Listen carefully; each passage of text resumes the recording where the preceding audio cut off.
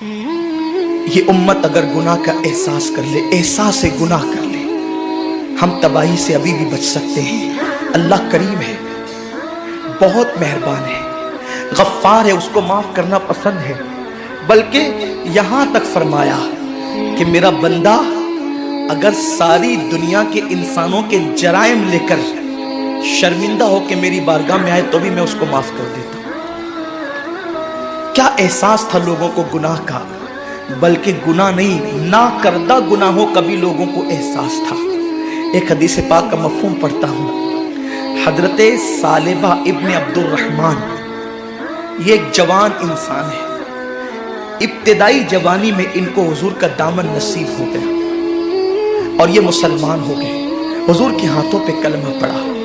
کیا نصیبے تھے ان کے جنہوں نے کلمہ دینے والے نبی کے ہاتھوں پہ کلمہ پڑا تھا، کیا نصیبے تھے ان کے جنہوں نے نماز لانے والے نبی کے پیچھے نمازیں پڑھی تھی، کیا نصیبے تھے ان کے جنہوں نے بشکل مصطفیٰ اللہ کے نور کو دیکھا تھا، کیا نصیبے تھے ان کے جن کی آنکھوں کو خدا بھی پیار سے دیکھتا تھا، کیا نصیبے تھے ان کے جن کا مٹھی بھر جو خیرات کرنا لوگوں کے احد پہاڑ سونا خیرات کرنے سے بھی زیادہ بہتر تھا، کیا نصیبے تھے ان کے جن کے گھوڑوں کی ٹاپوں سے لگنے والی دھول کی قسم قرآن نے یاد فرمائی ہے، کیا نصیبے تھے ان کے جس طرح جنت کا ہونا یقینی قرار دیا گیا ہے ان صحابہ کا جنتی ہونا یقینی قرار دیا گیا، کیا نصیبے تھے ان کے جن کی اقتداء کو نجات کا ذریعہ قرار دیا گیا، کیا نصیبے تھے ان کے جن کو دیکھنا جہنم سے نجات کا ذریعہ قرار دیا گیا، کیا نصیبے تھے ان کے جن کی صحبت اللہ اکبر رسول اللہ کی صحبت کی نیابت کا ذریعہ قرار دے دیا گیا۔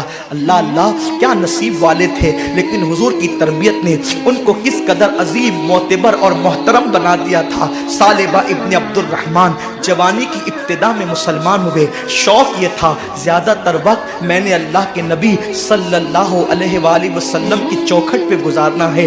کریم آقا سے بندہ پرور غریب پرور آقا سے عرض کی، آقا جوانی کی ابتدا ہے، میں یہ چاہتا ہوں کہ زیادہ تر وقت آپ کی صحبت میں گزاروں۔ میرے نبی نے کسی کو نہ نہیں کہا، میرے کریم آقا نے فرمایا ثعلبہ تجھے اجازت ہے۔ اور پھر ثعلبہ جب حضور کی چوکھٹ پہ رات و دن رہنے لگے تو آقا نے ان کی ڈیوٹی مقرر کر دی، اگر کسی کو بلانا ہوتا سرکار ان کو بھیج کر کے بلاتے، کوئی سودا سلف لانا ہوتا حضور ان کو لانے کے لیے بھیج دیتے، کوئی اعلان کرنا ہوتا ان کو کبھی کبھی منادی بنا دیا جاتا۔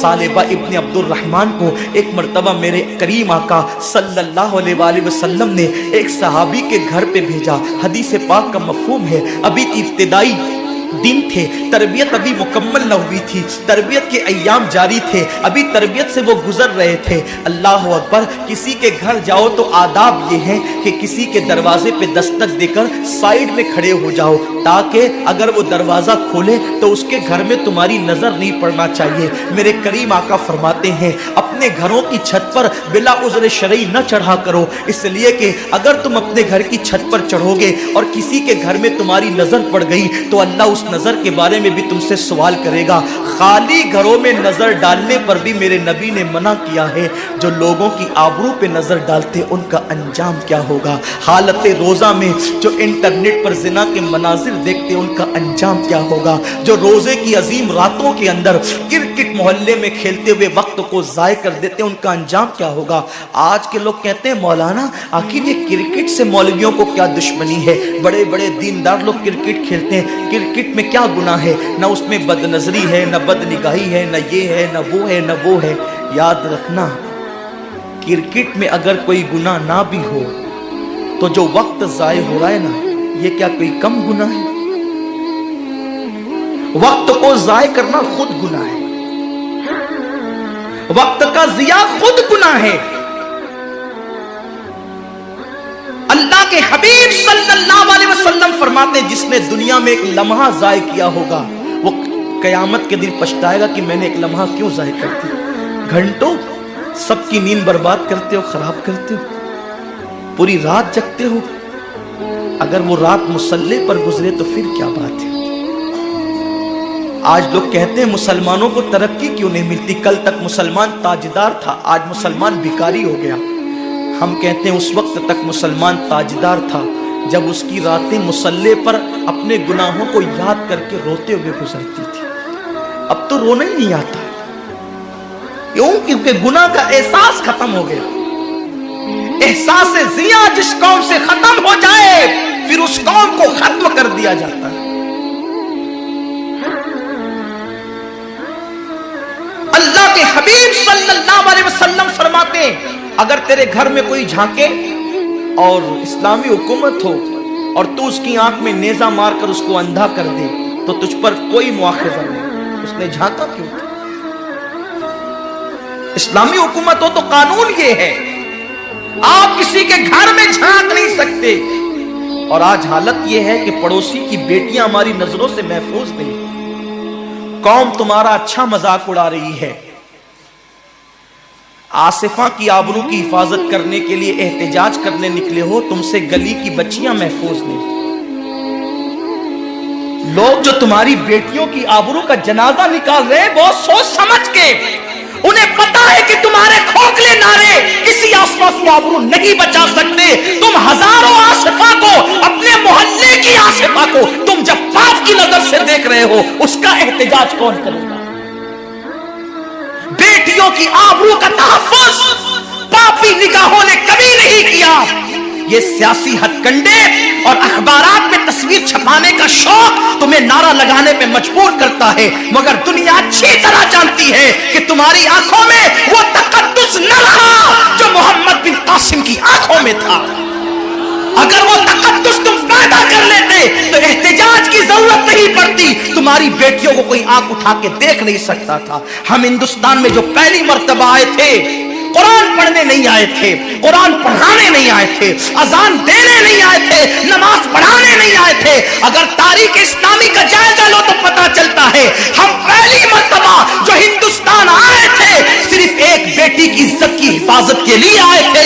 اسلامی مملکت کے بادشاہ کو پتا چلا کہ ہندوستان کا ایک بادشاہ جس نے اپنی سگی بہن کے ساتھ نکاح کر رکھا ہے, تو اس نے کہا تھا بیٹی صرف بیٹی ہوتی ہے, چاہے وہ کسی کی بھی بیٹی ہو, ہم 7 سمندر پار جا کر اس بیٹی کی عزت کی حفاظت کریں گے. یہ اور بات ہے, تم بیٹی کی عزت بچانے آئے تھے, لوگ تمہارے کردار کو دیکھ کر کے اسلام قبول کر لیا کرتے تھے. یہ اور بات ہے. لیکن ہم پہلی مرتبہ نہ قرآن پڑھنے آئے تھے نہ پڑھانے. ہمارا مقصد تھا بیٹی بچانا. آج لوگوں کو سوچ رہا ہے بیٹی بچاؤ بیٹی پڑھاؤ. ہم نے تمہاری بیٹیوں کی آبرو بچایا ہے. آج ہماری بیٹیوں پہ نظر مت ڈالو, اس لیے کہ ہم نے احسان کیا ہے, بہت بڑا احسان کیا ہے.